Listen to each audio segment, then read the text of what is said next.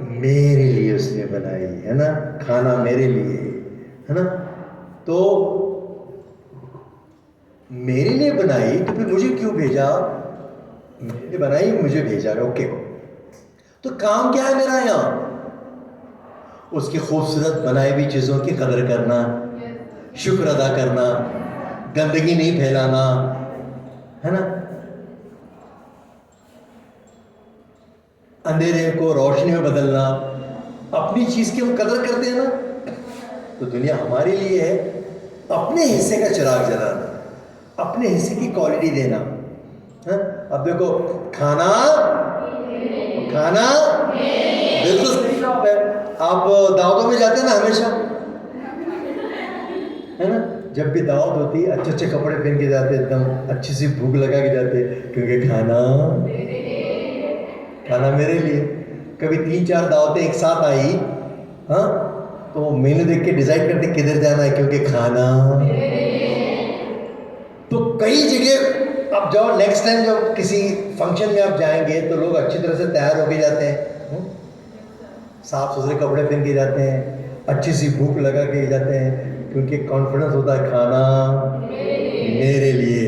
तो next time जब आप खाना खाने जाएंगे तो देखिए बहुत कुछ दिखता है। वहाँ जाने के बाद देखो, वो फंक्शन हॉल में, मैरिज हॉल में सब गाड़ियाँ में लोग आते हैं, सब लोग जमा हो जाते हैं, सबका ध्यान उधर ही रहता है, क्योंकि खाना मेरे लिए, खाना। हाँ, यही सोच के इसके बाद का सीन आप ध्यान में रखो।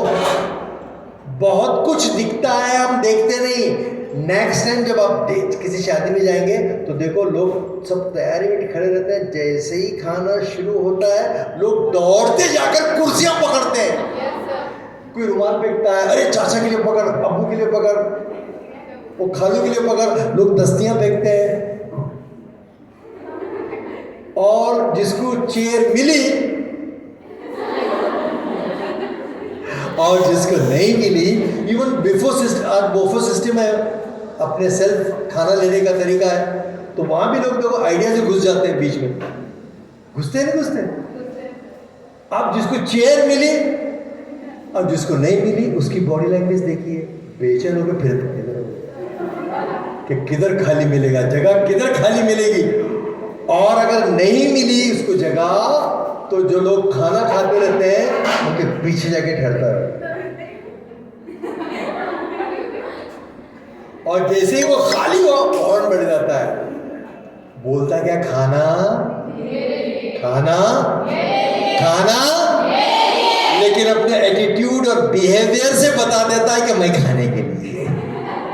इसी का नाम पर्सनालिटी और कुछ भी नहीं है। डिग्रियों से नहीं बनती पर्सनालिटी, ना ओहदे से बनती है। हमारे अमाल बता देते हैं कि हम क्या हैं। एटीट्यूड, बिहेवियर, हम बड़े बड़े लोगों को, खाते पीते लोगों को घुस के खाते हुए देखा है, तो यहीं से पता चलता है, एटीट्यूड से, बिहेवियर से, आप कैसे बैठते हैं, आप कैसे चलते हैं। जानने वाले बराबर जान लेते हैं और उस हिसाब से इज्जत मिलती है। कुछ लोग मजबूरी में इज्जत देते हैं लेकिन पहचान लेते हैं। अब जब भी आप खाना खाने जाएंगे, मैं याद आऊँगा आपको। हमको तरबियत भी ऐसी ही मिलती ना, रिवायत है हमारे पास, अम्मी अब्बा बोलते जा गुस्सा खत्म हो जाए, खा ले। कोई उसको बुरा भी नहीं समझता, किसी अच्छी बात है। लेकिन जब आप गौर करेंगे, कई जगहों पे ऐसा होता है कि खाना शुरू होने लगता है तो कुछ मशहूर पर्सनालिटीज, पैसे वाले लोग एंट्री होती है तो लोग फौरन उठते हैं, अरे बैठिए अफसर, जगह छोड़ देते हैं, चलो अच्छी बात है। उनके लिए उठते हैं लोग, बड़ी अच्छी बात है। किसी गरीब के लिए उठते हैं क्या? कभी देखा आपने? कभी देखा आपने किसी गरीब के लिए किसी ने जगह छोड़ी? वो कोने में ठहर के ललचाई हुई नजरों से देखते रहता है सब जगह, उसकी पहचान भी, वो इंतजार करता है जब खाली होगा तब जाओ। और फिर वो लोग खास जो बढ़ता है, खास मांग के खाते हैं, उनको बुरा भी नहीं लगता। ये एटीट्यूड कितना खराब है अगर सोचे तो।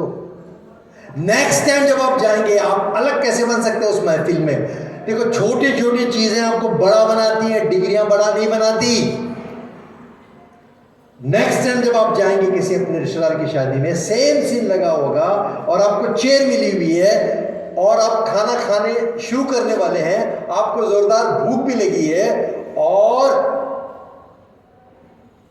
आपके मोहल्ले का फैमिली के लोग जिसको आप जानते हैं, जो आपसे ज़्यादा गरीब हैं, बहुत सारा खाने को उनको अच्छा नहीं मिलता, आप अच्छी तरह से मालूम है कि लोग गरीब हैं और आप उस गरीब को, बड़ा हो या छोटा हो, उसको देखकर अपनी जगह छोड़ देते हैं और बोलते हैं आप बैठो, हम बाद में बैठेंगे।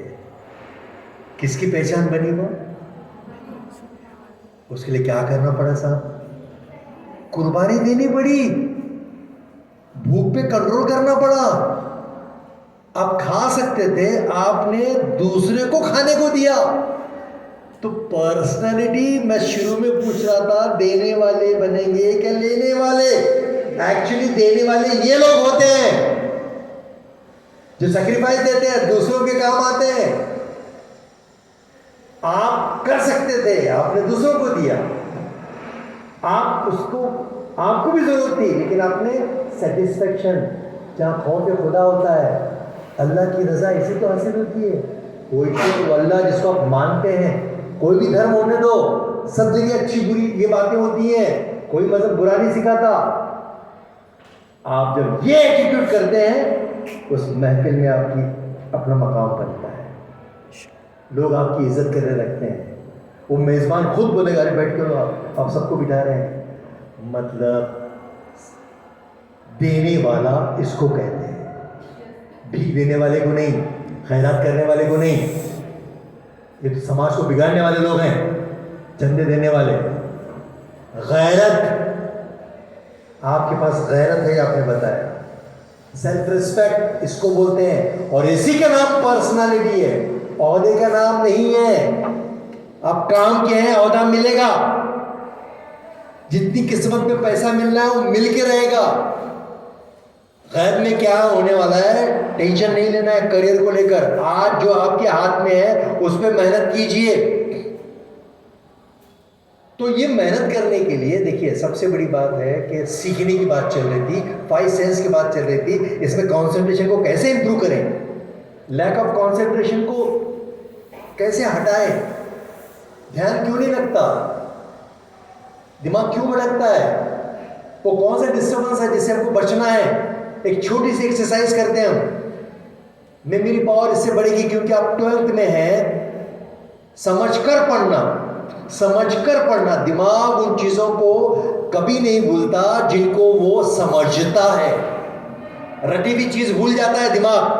चलो छोटी सी एक्सरसाइज करते हैं, ये बहुत अच्छी एक्सरसाइज है, क्योंकि आप 12th के हैं। अब एग्जाम मेरे ख्याल से कितने महीने बचा है, 2 महीने, सिर्फ 2 महीने बचे हैं। तो कंसंट्रेशन कैसे इंप्रूव करें, मेमोरी पावर को कैसे इंप्रूव करें, ये वर्कशॉप आपको जरूर फायदा देगा। तो प्लीज अपनी आंखें बंद करें, क्लोज योर आइज, इत्मीनान से बैठे, जवान बच्चे की तरह बैठे, बूढ़े बच्चे की तरह नहीं। गर्दन सीधी, स्ट्रेट, आंखें बंद, ब्रीथ इन, ब्रीथ आउट। सांस लेना है, सांस छोड़ना है, आराम से, सुकून से। आंख नहीं खोलनी है। अच्छे लिसनर बनेंगे तो इसका बेनिफिट मिलेगा। ब्रीथ इन, ब्रीथ आउट, सांस लें और सांस छोड़ें।